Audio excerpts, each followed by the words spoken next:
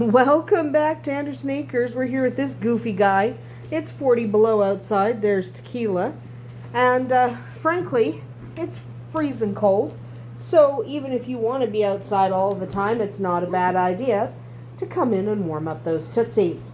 At any rate, we're here today with Vodka to talk about the ideal qualities of a livestock guardian.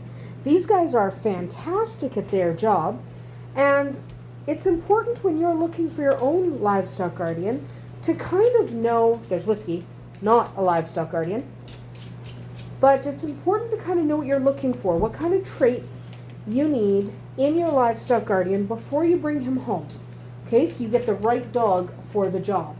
So today we're just going to talk about physical traits. We'll talk about the mental traits that you might need from your dog next week.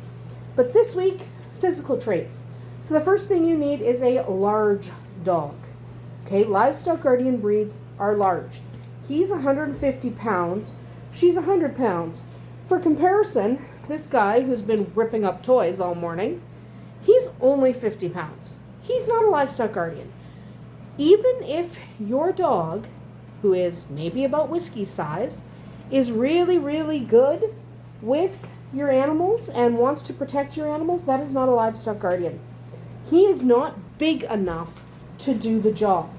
They need to be big for intimidation factor. Whiskey doesn't have any intimidation factor at all. And also, if they have to take on a pack of coyotes, you need something like these guys.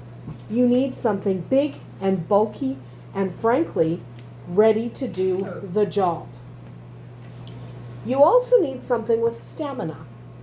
So they need stamina to, one, stay with the flock all day, especially if your flock tends to move around a lot, but also to defend that flock if necessary. If they're out with your sheep all day, they need to be able to defend those sheep. And a dog with less stamina is not going to be able to keep up. Okay, so you need to be big and you need to have stamina. You also need a decent coat. So you need this big weather-resistant and water-resistant coat.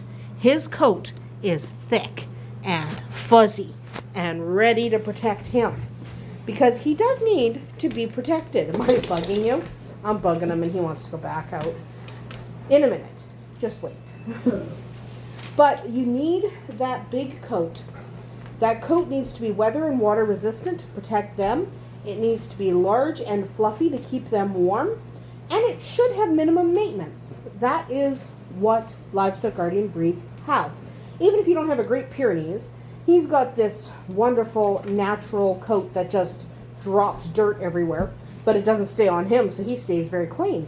Very low maintenance. Livestock guardian breeds have these coats that are designed to function with minimal human intervention because these dogs are out with the flock. You can't spend all day grooming them. They have a job to do. So they need to have the proper coat.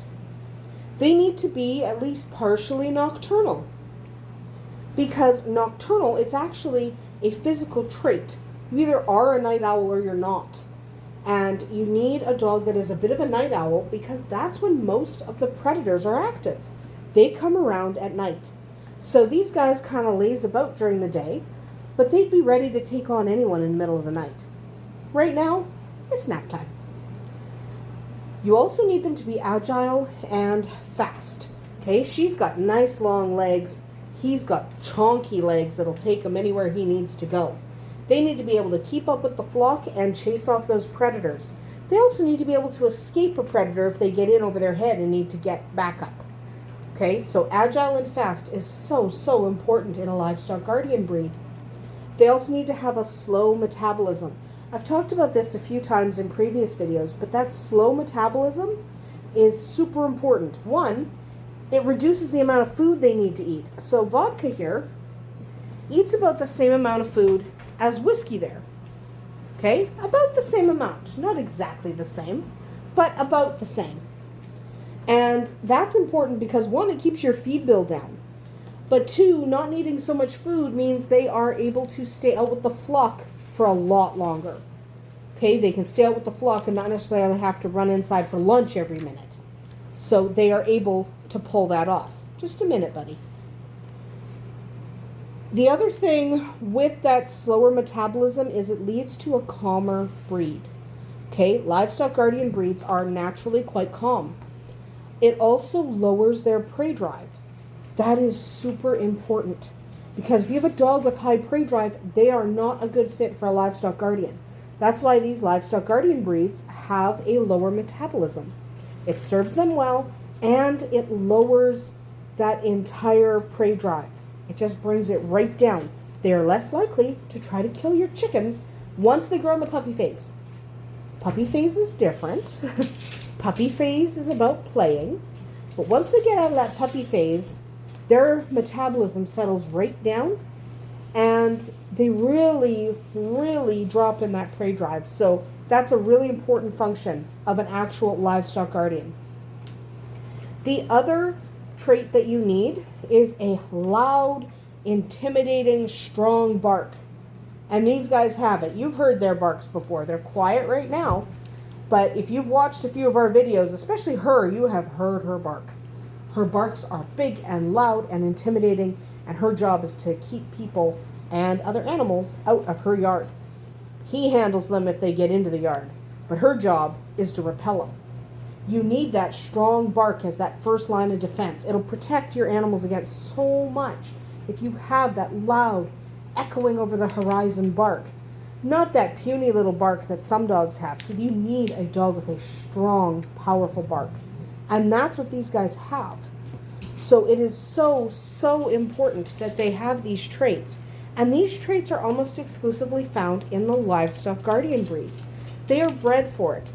So yes, well, you might have a golden retriever or a Rottweiler that's really good with your birds, that hangs out with them, or a lab who likes to sleep with your sheep.